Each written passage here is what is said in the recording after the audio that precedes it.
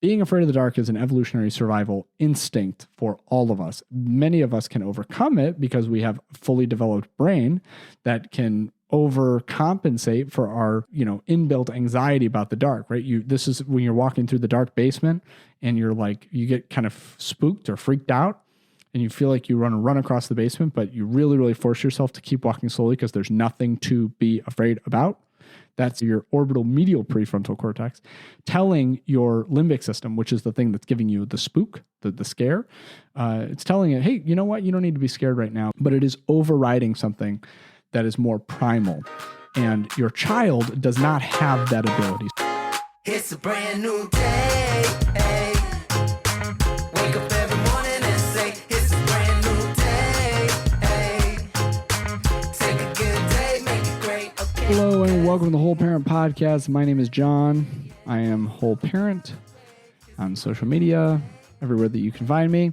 And this podcast is all about helping you, the parents of the world, to raise resilient kids, psychologically healthy kids, and do so with confidence. There's so much information out there swirling around about parenting, and I am just like you. I am just a dad, but I take that information in. I know just enough to separate the good advice from the not good advice, and then we come on here and we talk about it. So today we are talking about a hot topic, a big topic in mental health circles. We have never been in a time where more people have experienced this in known human history, and that is anxiety. But specifically in this case, how do we help our kids who have some anxiety? And so before I answer any of the questions, I want to specify here that in this episode, first and foremost, I am not a psychologist. I am not a psychiatrist. And so as far as helping people work through anxiety disorders, I do not have experience with that. I have counseled people who are working with one of those people, with one of those professionals to go through their anxiety disorder, and I've talked to them about that, but and worked with kids who are doing the same. But I am not giving advice today about things like general anxiety or anxiety disorders. Today, what we're talking about is what's called situational anxiety. So in situational anxiety, these are things that, anxiety is actually a positive. This is kind of a side note, but I'll do this at the beginning of the episode so that I don't have to say it later.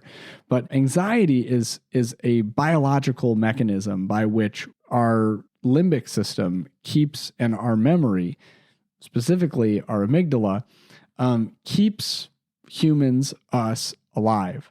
And so anxiety is a feature, not a failure, of human evolution and human biology, and it's designed to keep us alive. And so situational anxiety are those times when our anxiety, our natural defense mechanism for keeping us alive, anxiety, is triggered by something that oftentimes it is unnecessarily triggered by.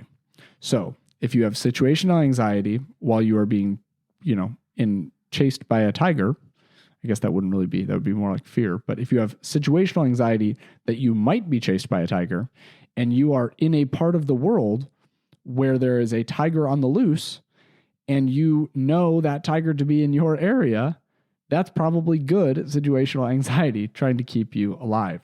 And so anxiety itself is not situational anxiety, I should say, is not the villain that we make it out to be oftentimes, but it can kind of wreak havoc on us. And I know this personally because I struggle with anxiety just myself.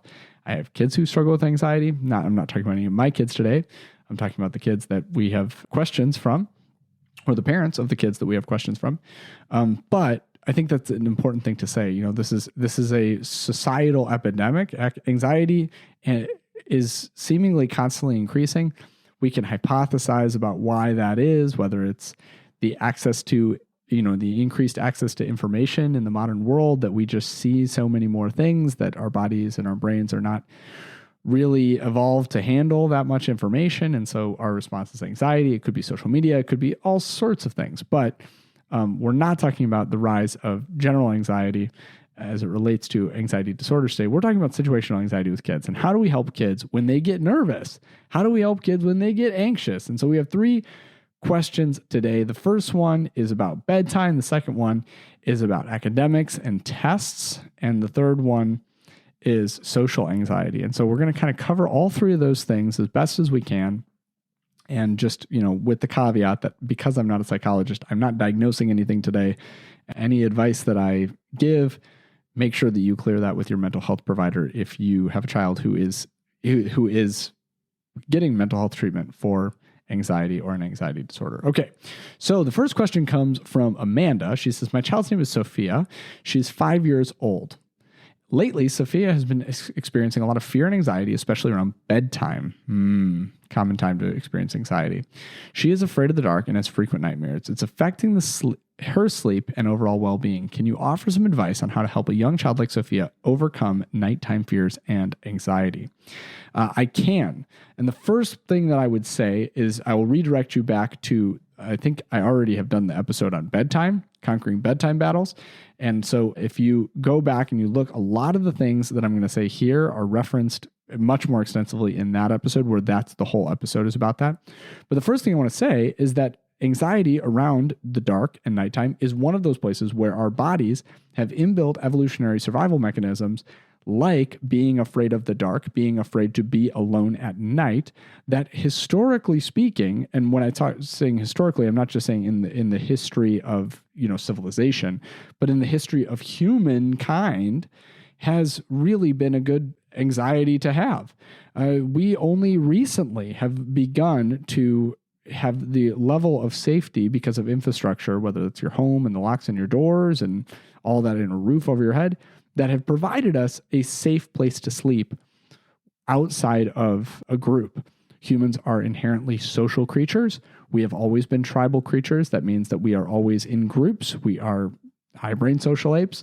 And because of that, we like to be in groups. And so when a 5-year-old is alone, they, especially at night when it's dark, it is scary. And it is noticeably disconcerting.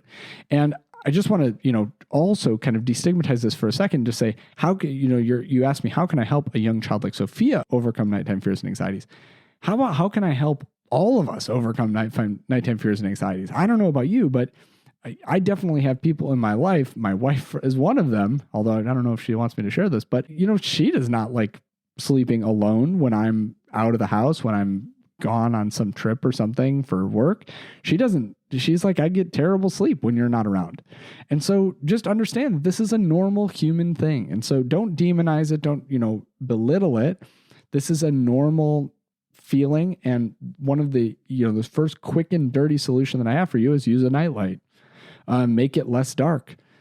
There's a lot of really positive benefits to just having a nightlight in your child's room. Now, does it lead to deep sleep? If the nightlight is too bright, can it affect sleep? Absolutely. Can it lead to more frequent wake-ups at night?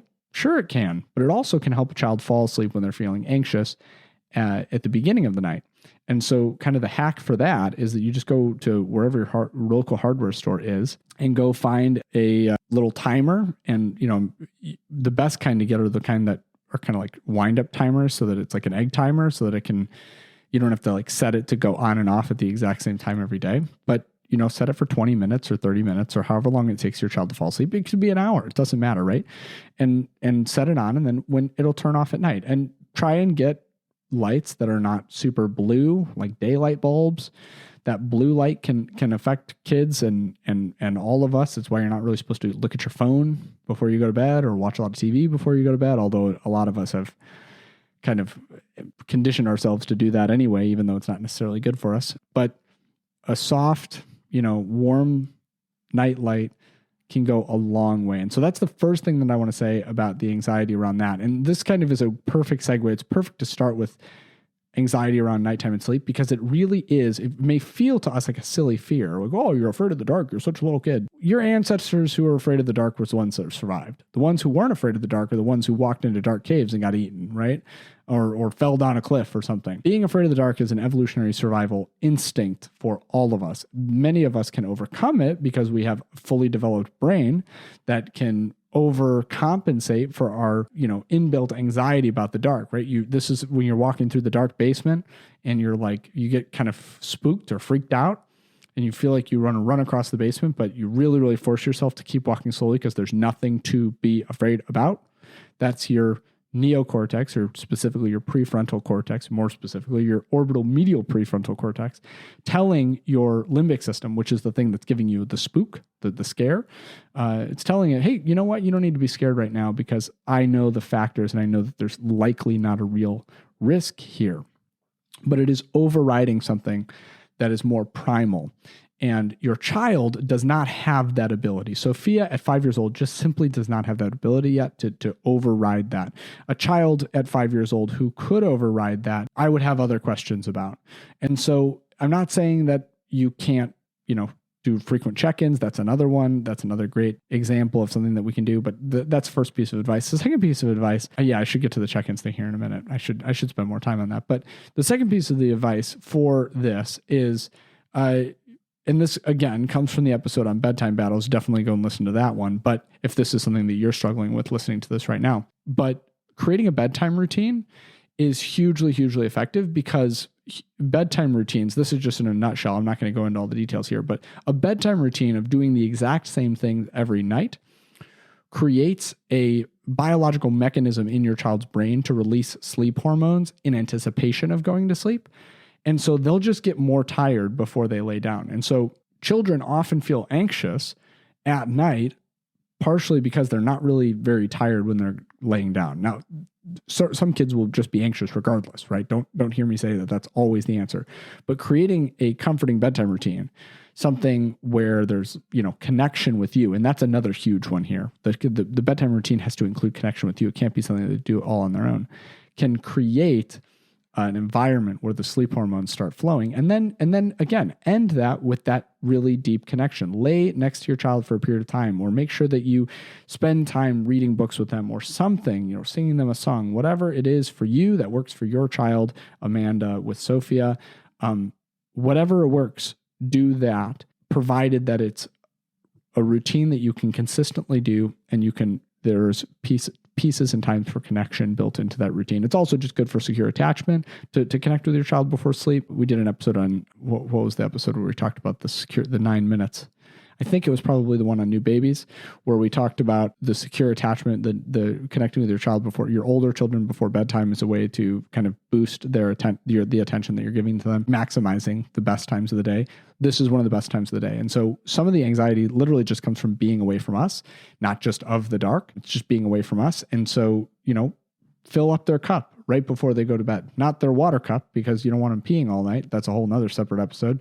But fill up their emotional cup. Actually show up in a big way, and not on your phone, not, half there, half still working, half still responding to emails. No, be fully present, even if it's just for 5 minutes. 5 minutes is enough for that. Make the bedtime routine longer than 5 minutes, but make that deep connection, at least 5 minutes of that. That's totally just you and your child connecting. And then the last piece, and I know that we're spending a long time on this question, but it's just kind of, we're also talking about generalizing situational anxiety. And so I think that's important to do. The last piece here is to really leverage creativity and storytelling and imagination. And that might not make a lot of sense, but your child's imagination is the thing in this case, really in most cases of situational anxiety, your child's imagination is the thing that's causing them the anxiety. They're thinking about the future, what could happen. And because they have such an active imagination as a child, which is brilliant. I mean, it's amazing. It allows them to be creative problem solvers and critical thinkers in ways that most of us adults only dream of being.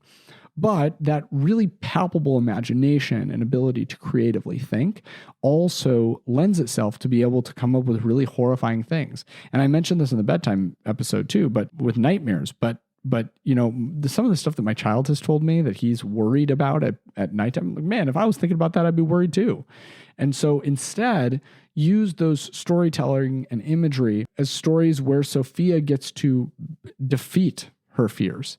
And so what's your fear? Your fear is, and this is like no kid's fear in the year 2024, but your fear is a dragon. Okay, well then let's make the dragon silly, or let's slay the dragon in some way. Let's win the battle, whatever that looks like. And if you have these positive images and vivid storytelling and creative thinking and imagination, it actually allows your child a venue for which they can conquer their fears in their own head, which is, by the way, where all of us have to conquer our own fears in our own heads, right? We think about, I conquered my fear of skydiving when I went skydiving. No, you conquered your fear of skydiving when you were standing at the edge of the plane and your brain told you to jump, even though you weren't quite sure about it, right? You always conquer your fears in your head, and then you act those things out in the world. And so you can do that with your child. You can help them to conquer their fears in their head, overcoming those fears and fostering really amazing bravery. And by the way, if you're wondering if this can then translate to them being able to be more resilient long-term, yes, absolutely. When we build those neural pathways and we teach our child these coping techniques and skill building around those types of fears, then we get to be, they get to be adults someday who have practiced at that. And man, I very rarely complain about my own parenting. I think my parents did a really, really amazing job in so many ways, and especially given, number one, what they were given, but also what was available to them is related to research and all that other stuff, what information was even out there for them to consume. They did a really amazing job, but one of the places that I really wished my parents could have done better was in helping build neural pathways around conquering anxiety with imagination and things like that. I mean, it sounds so woo-woo, but like, this is what therapy has taught me, right? This is not what like Instagram has taught me. This is like what like going to a licensed clinical psychologist on a weekly or biweekly basis has taught me. And this is so important that we can do that. So those are my kind of general tips about nighttime scares. And now I want to jump over into anxiety around school. So this comes from David. He says, my child is Max. He's age 7. Max has been struggling with anxiety, particularly when it comes to school. He gets extremely anxious before tests, presentations, and it's starting to impact his academic performance. As a parent, I want to help him manage his anxiety better. Do you have any tips on how to support a child like Max with dealing with school-related anxiety? Yes, I absolutely do, David. Thank you for this question. This is something that so many kids struggle with, and it's something that we really don't talk about very much in society, in culture. I have many teachers in my life, just by nature of what I do, but also by nature of just the fact that a lot of my friends are teachers. A lot of my best friends are teachers, all the way from elementary school, all the way through high school, and even college professors. And they talk about the rise of anxiety related to academic performance all the time. That kids are just, they've never felt more anxious. A lot of these people have been doing these jobs for 15, 20, even 30 years. And they're saying that I've never seen in a post-COVID world kids with more anxiety than kids have today. And so I really appreciate this question. The first thing that I would say is that so much of school-related anxiety and performance anxiety in general, so this can also go somewhat towards athletic performance anxiety or musical performance anxiety or artistic performance anxiety. A lot of performance anxiety comes from children placing their value in what they can accomplish rather than placing their value in their intrinsic worth. And so one of the things that I say over and over and over, and I don't actually, probably the place I say it the least is on this podcast, is that children are worthy, hear that word, worthy, of respect, dignity, love, and belonging for no other reason than that they are a human being. Hear that again. Children are worthy as full humans of respect, dignity, love, and belonging simply by virtue of the fact that they are humans. And so continuing to foster a culture in your home where you're not only lavishing praise, love, attention on your child when they perform well, but also simply just delighting in your child, just being excited to see them, even when the thing that you're excited to see them about has nothing to do with any sort of thing that they've done, can be so helpful. I cannot tell you the number of kids raised in the 90s like me. And the world is just a different place. Kids are trying to measure up against social media now. It's a totally different. So the anxiety can feel much worse, even though the parenting is probably not any worse, or the parenting might be a lot better as far as the things that we're talking about. But the metric, the metric might come back that kids are more anxious because they're exposed to more or whatever.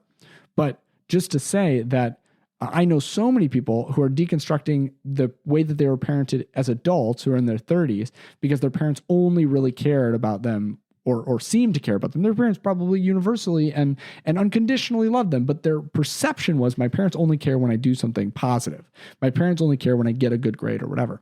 So decentralizing that in the way in which you communicate with your child is so, so, so important. Of course, the next thing I could say here is that you could help him prepare for tests and presentations. You could do practice sessions in your own home. Yes, all of that is really good. I'm not going to go into that because that's maybe this is just a bad thing for me to say right here, but that feels obvious that doing trial runs is good for kids. I guess I shouldn't say it's obvious. It maybe not obvious for many people or even for me 2 or 3 years ago. But yeah, do all of that as well. But the next thing I want to jump to really quickly is, after you're fostering that intrinsic value, we call that being internally validated rather than externally validated. It's not the things that you do, it's the person you are that is valued. And the things that you do are not a reflection necessarily of the things that you are. When you make mistakes, that are not reflections of the person and the inherent value that you have. So that, going through the practice runs, yes, absolutely. I'm going to kind of gloss over that because we don't have a lot of time. But the next one would be to teach deep breathing and guided imagery or meditation when those anxiety feelings arise. And so I love the way that I've heard many therapists and many child psychologists talk about this, which is to actually leverage what's called a neural network. And so neurons are firing in your brain. They're making connections all the time. This is especially true for children, especially true for toddlers and teens, but for children as well. You're constantly making new neural networks, neurons that fire together, wire together. So if you feel a certain way when you're doing a certain thing, then you can kind of reverse engineer that. And so what I mean by that is that when your child is feeling particularly at ease or peaceful, a lot of times this can be before bed. It can be when they're feeling generally connected to you, when they're laying next to you in bed, when you're cuddling, any other time, right? Whenever that's happening, when those positive associations are happening and they feel particularly not anxious or at peace, then practice with your child breathing or meditation techniques. Things like, deep breathing, like I'm trying to think of the one, I forget what it's called. I think of it as vagal breathing because it stimulates your vagus nerve and your parasympathetic nervous system. But basically, it's meditative breathing or contemplative breathing. This stuff has been around for literally centuries. It's millennia, right? This stuff has been around for 3,000 years. So one way to do that is to breathe in through your nose, hold at the top for a couple of seconds, and then breathe out through your mouth slower than you breathed in. So now you feel like you're listening to an ASMR podcast. But yeah, that deep breathing, pairing that with a time when they already feel at peace, then allows them, if you do that a couple times before bed, you can have them hold their hand on their chest or on their belly. That's a really common way to do this so they can actually feel the air expanding in their lungs and in their belly.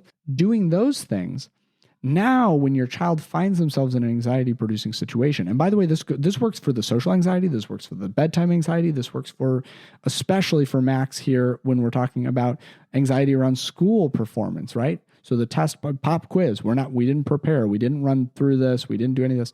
What do? You feel anxious? What do you do? Hand on belly or whatever meditation technique that works for you or your child, and do that meditation technique that they have previously done when they're feeling particularly at peace. What happens is that emotion was actually tied to that activity in their neural network, in their brain. The neurons were tied together. And so now by intentionally doing this with your body, you can intentionally kind of engage your parasympathetic nervous system and redirect your thoughts and actions to feel more at peace. And it seems woo-woo, but it really, really works. And like we have science into this of the power of contemplative meditation and specifically contemplative breathing on anxiety and how this literally changes people's neural synapses to do this. And so that's a really, really good tip that you can use. And again, feel free to use that tip for those who are looking for any type of anxiety. And this, by the way, that absolutely works on adults too. If you're sitting here going, well, my kid doesn't have anxiety, but I sure do. That definitely works on adults too. And then the last piece here, and this is a much longer conversation, I'm just going to kind of gloss over it here for a second, is that we want to foster in our children a growth mindset.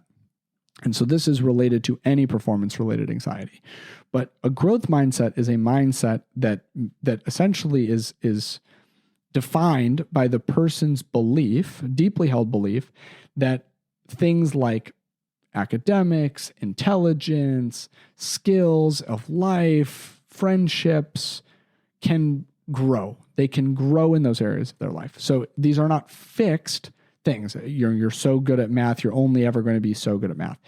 If you foster with your children a growth mindset that instead says, no, if you foster in your kids a growth mindset that instead says, no, I can improve on these areas of my life, I can improve in these aspects of who I am, then actually mistakes and failures and even, getting a poor grade on tests or whatever, those things, our children can be much more resilient against those things because in a growth mindset paradigm, we learn from our mistakes. We're not judged by our mistakes. So when you simply start reframing mistakes as, okay, well, what do we learn from this? Not you're so disappointing, or, you should be so disappointed in yourself, or you need to study harder next time. Instead saying, okay, well, how can we improve as a result of the failure or mistake that has occurred? Man, amazing things can happen when our kids experience growth mindset. And if you're wondering, yes, the academic improvement will come. Kids who foster in some form or fashion a growth mindset tend to have longer and greater academic success long-term, right? So better academic success long-term, not that that's what I am particularly caring about in an episode about anxiety. Really, as far as academic success, we should be looking probably at academic success as a lot lower on the metrics than we do now. Not that it is improvement, that it isn't important, but it certainly isn't as important as many of us were raised to believe. But if you are saying, well, but I want to make sure that my kids get good grades and stuff, and is this going to hurt them? No, a growth mindset definitely helps your kids long-term to achieve in all aspects of their life much better. And I have a huge part in my upcoming book all about this, and an example that I use. It's like several pages of a narrative of a time when I employed a growth mindset with kids who were a little older than Max, and the achievement, not just their way that they felt about themselves, but the actual product that they were putting out, in this case, it was in a sport, was exponentially higher. In fact, far surpassed their peers who were being trained using fixed mindset models. So keep that in mind. And so if you're looking for academic performance, I know that you mentioned this is starting to impact his academic performance. If you're thinking about that, know that this growth mindset piece, as well as the relaxation techniques and the preparation and just destigmatizing this and having him be internally validated, all these things will lead also to increased academic performance. So definitely do that. All right. Before we get to the end question, the last question from Lisa about her child Jake and his social anxiety, I do want to say, if you have not yet, you've heard this a million times, if you've listened to this podcast, if you have not yet gone in and rated and reviewed this podcast, you got to do it. You got to do it. It's super, super helpful. I know that we have literally thousands of downloads on this podcast already. We are doing so well. As a early on in its 10-year podcast, we have done amazing download. All right, before we get to Lisa and her child Jake, who's showing signs of social anxiety, I want to give a really quick call out that if you have not yet gone on and rated and reviewed this podcast on whatever podcast app you're listening on, now is the time to do that. Pause this episode right now, go into the app and rate and review this podcast. I know that the overwhelming majority of you have not done this. How do I know that? Because even though podcast numbers are hard to come by, I know that we're getting thousands of downloads of this podcast. Even though we're not even 10 episodes in yet, we're getting thousands of downloads of this podcast every single episode. But we don't have nearly that many reviews and ratings. And so I'm going to keep saying this until we have enough reviews and ratings that will help us to reach an even wider audience. So you guys have done an amazing job, especially those who have already done this. You guys are the heroes of this podcast right now, that you have gotten this message out to so many parents who are already pouring back into my inbox, sending me emails, reviewing the podcast wherever they can do that, and saying, man, I have benefited so much. Thank you so much for doing this. And all I can say is I turn that back around to those of you who have actually gone in and taken the 2 minutes that it takes to review this and to rate this and write a review. You guys are the ones who are doing this, and to share it, right? And that's what I'll say at the end of the episode again. But if you have a person in your life who could benefit from any episode of the Whole Parent Podcast, please don't hesitate to share it with them. All right, let's talk about Lisa and Jake. All right, so Lisa says, hello, my name is Lisa. My child's name is Jake. He is age 5. Jake has been showing signs of social anxiety. He's been hesitant to participate in group activities, make new friends, or even speak up in class. It's affecting his self-esteem and overall happiness. Can you provide some guidance on how to help a child like Jake overcome social anxiety and build confidence in social situations? Yes, I can. Social anxiety is an absolutely normal thing for so many kids to experience. You know, the old adage that I don't know where the statistic came from, but I've seen it so many places you think it's got to be true, or maybe it's just one of those like Mandela effect myths, is that people are more afraid, the average person is more afraid of public speaking than death. Getting up and speaking in front of people is very, very scary for the vast majority of people. For some of us, it's exhilarating and fun, but I think that the reason that it's exhilarating and fun for even those of us who it is a positive aspect of our daily or weekly or monthly life as a speaker is because there is an aspect of anxiety to it, right? You never know what's going to happen, right? And that's why it's so much more engaging to watch somebody do something live than it is to watch a recording. I appreciate that you are listening to a recording right now, although I very, very lightly edit this. I try and give it to you as unfiltered as possible. But because there is this aspect of what's going to happen, right? Is this person going to get anxious and climb up and not know what to say or do? And so social anxiety is a normal part of human existence. And we started the episode talking about evolutionary survival instincts. And I will say that social anxiety is another evolutionary survival instinct.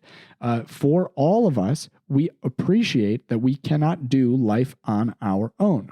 Now, in modernity, in today's day and age, in the modern world, many of us can basically go through the world doing very, very little social interaction. Now, you're probably going to live shorter life. That's what the research bears out. You're probably not going to be quite as happy as people who have social circles and interactions. You're not going to be as mentally healthy or physically healthy. These are all aspects to us, but you could potentially live in a primarily isolated recluse life as an adult. Throughout history, that is not true. We have needed the social tribe to survive. And in fact, the reason that Homo sapiens, it has been hypothesized that the reason that Homo sapiens beat out other the humanoids like Homo erectus or Homo neanderthalis is primarily because we gathered into groups more effectively. And so social connection is really at the core of our survival instincts. And so feeling like you don't want to do something that might get you ostracized or kicked out of the group is a totally normal thing to feel. And that is your body and your brain trying to protect you based on the historical, and by historical, I mean inbuilt evolutionary survival instincts that it has. And so it is normal to have social anxiety. If you're a person with social anxiety, that just means that you are in touch with your deep feelings of connection. And so there's a couple things that we can do though. And the first thing is kind of what I glossed over a little bit with Max, but it's practice. How can we help practice our social anxiety skills in non-threatening social situations? And so one really, really great way to do this at home is to do a role play where you can pretend to be a teacher or a friend or a person out in public and have your child role play and practice those social interactions with you. And they can start very, very simple, right? For a 5-year-old, 5-year-olds have a lot of capacity, for cognitive ability, but it doesn't have to be it doesn't have to match their like highest level. You don't have to like throw a curveball at them socially in the moment. This is not an improv exercise where you're trying to, really get the best out of the person on the other side. You can just be kind of a plain vanilla boring person in that role play practice with your child, and that can actually increase their feelings of confidence surrounding social interaction. So the more they have successful social interactions, some people are just introverts. I should say that too. There are people who are just introverts, and they don't get as much out of large social interactions as others. They need time to process those. They need time to go off and think about what's just happened. They may wind up being people for whom they have a couple really close relationships, maybe a partner or a good friend or a family member, but they're not a social butterfly. They're not going to have a million relationships with a million different people. And that's a totally okay to exist in the world, right? That's meeting your child where they are and not trying to make them into something that they're not. If you try and make your child into something that they're not, it's always going to go badly for you. It's going to create self-esteem issues and all these other things. And so accepting where Jake is, that's a big piece of this, but practicing social interactions to build that level of confidence is going to be massively helpful for you. And so that would be my number one thing, is use some role play. Number two, beyond that, so this is going to be like a stepped thing. So we're going to start with the role play at home. The next thing that I would do is to encourage, and I encourage parents to do this whether your children are struggling with social interactions or not. Okay, I'll say that. I think that as much as you can, you should have your child interact with adults out in public whenever possible. And so a great example of this, I do homeschool at the library a couple days a week. If my son has a question that the librarian should answer, I don't answer his question, nor, especially if I knew the answer, I might, but if he's asking me to go ask the librarian, I will almost always attempt to redirect him to be the one to go ask the librarian. And when you start that at a very young age, hey, I want a spoon instead of a fork at Noodles and Company. That literally happens every time we go to Noodles and Company. They always give us a fork and he always wants a spoon. He now knows I can just get up and I can walk up to the counter and I can ask for the spoon. Now, he's not like the most socially outgoing person ever, by no means. Is he like a hardcore introvert? No. So it might be more challenging for a kid like Jake. But once we've done the role play at home, sometimes the next less threatening environment is not school, where if you say the wrong thing, that's going to follow you. It can just be out in public with strangers. And it might seem crazy, but just standing behind them or holding their hand while they ask a question to a bus driver or whomever out in public can be really, really like confidence building, because in all likelihood, that adult is not going to respond back really negatively. They might be a little surprised. People don't tend to interact with kids out in public, which is a little crazy. If you look at other countries, Norway, Sweden, Japan, that's way more likely that you would interact with a child out in public. In the United States and in certain parts of Western Europe, it's not really as common. But if you can foster that in your child, the adult is going to play their role pretty well usually. If they don't, you might have to process it with your child, but they'll play their role. Well, yeah, of course, here's the spoon, right? And then that becomes a notch, same way the role playing did. This becomes an even bigger notch in their kind of confidence meter or confidence pole, where they're like, okay, what am I talking about? Notches in a pole here. Notch in their belt. That's the term. Jeez. This becomes an even bigger notch in their belt that hey, look, I was able to talk to this grown-up out in public and not totally, clam up and freeze out. And that can feel so, so encouraging. And so just acknowledging and praising that, right? It's like, man, you really you needed that spoon and you went and asked for it.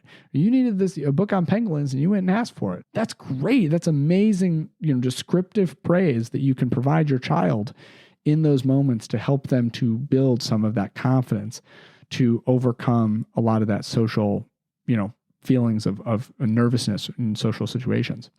And the last thing that I'll say here before we conclude this episode is that so many things get easier and so many of the hard things in life get easier when you can tie it to an interest that your child has. And so a child who might be really, really difficult to communicate with peers in social situations, but has a passion for something, whatever that is, right? Could be Minecraft. It could be Pokemon. I'm just listing the things that my kids are into. It could be Daniel Tiger. It could be, video games of some kind. I already said Minecraft. Maybe my kids play too many video games. It could be reading a specific book that they're into, a specific movie that they really like. Whatever it is, something that they like to do. If you can find them some peer, or even better yet, a group that kind of discusses, talks about, has conversations around that topic, has social interaction around that topic, then it can feel so much more simple to feel like you want to participate, right? It's harder to participate in a conversation when you're not massively interested. And if you ever experience this with an adult, you ever find an adult, I'm thinking of somebody in my life, I'm not going to out them on my podcast, but I have a family member and a friend who I feel like I've gotten to know a little bit a couple different times. I'm not always in the same room with them, sometimes at family gatherings, but recently we had a family gathering where I was in the same room a lot with them. And we started talking about an area of mutual interest. And it was like, man, I just was blown away by how much conversation we could talk for hours and hours and hours. Not a person who I would normally think like that's going to be what we're going to do. But when there was something that we were interested in, we shared an interest on, it was like two extroverts, right? Not just like John likes to talk to people, which I do, by the way, if you didn't know that. But also this person who is a little bit seemingly more introverted or quiet was just ready to have these deep conversations about something that was interesting to them. And so the same is true. I'm not going to give tips on how to teach a child how to read right now, but the same is true there, right? If you can get your child reading something that they're interested in, it's going to be a lot easier for them to struggle through that difficult phase of learning how to read when they're reading something that they care about, figuring out a way in other aspects of life. This is somewhat is just creating positive association around the hard thing. So the hard thing, don't just allow the hard thing to be hard with no reward and payoff. Find a way for that to have a payoff by, especially in this case, finding some sort of shared interest. And so it might mean that you need to develop a shared interest with your child to care about the things that your children care about, whether that's, Minecraft or Bluey or whatever, to talk to them about that. But whatever it is, if you really find something that they care about, you'll be amazed by how the social anxiety, will it still exist? Absolutely. Will your kid 100% not, just totally become an extrovert? You get them talking about something that they want to talk about? No, not necessarily, but it could go really, really a long way. And so I wanted to end this episode before I kind of do our little outro thing where I give you one more chance to share this with somebody who you know. I want to say one thing before we hit the road here. I know this has already been a really long episode. And that last thing is that if you are struggling with a child who has anxiety and all of the advice that I've given today seems to just fall short, your child's still massively struggling. You're still, everything we said about school, your child is still having panic attacks at school. Everything we've said about nighttime, your child is still just inconsolable at night, cannot cope. The child who's just so introverted and not introverted, so socially anxious that they will not speak in public under any circumstance, and they just get overwhelmed and burned out by those experiences and have meltdowns over it. Feel free to go seek professional help. I cannot tell you how encouraging it is when you do run into something like this that a trained specialist can work with, that just goes beyond the situational stuff, that just goes into some of the deeper stuff. It can feel so scary to go and seek that help, but I really, really want you to do that if you can or if you're willing, because your child is totally worth it, and it is so much less scary than you think it's going to be. So go seek the help that you need. If none of this stuff seems to be landing for you, go get the help that you need, and don't feel one negative feeling about that. You are caring for your child, and that is what that is. All right, we've made it to the end of another episode of the Whole Parent Podcast. I hope the information that you have gotten today has left you feeling like you are more ready, more prepared for your parenting journey. If it has, I really encourage you to not keep that to yourself, to either write a review, as I've already asked you to in this episode, to rate and review this podcast, yes, but also to share this with somebody in your social circles, to share this on social media. How about that one, right? That can feel a lot less threatening than sending it to somebody. Get out on social media and say, hey, I listened to this podcast. My child has anxiety, or maybe they don't. Maybe you're just saying, when I was a child, I had anxiety. I feel like these things would have really helped. Share this with as many people as you can, because this stuff that we're talking about in this podcast really, really can make a difference in people's lives, a profound difference in people's lives when you learn this stuff. That's why I talk about it. I talk about it because it made a profound difference in my life. And so go out, share this with the masses, share this on social media, and make sure that you let them know what you're learning from the Whole Parent Podcast. That's all I have for you today, and I'll see you next time.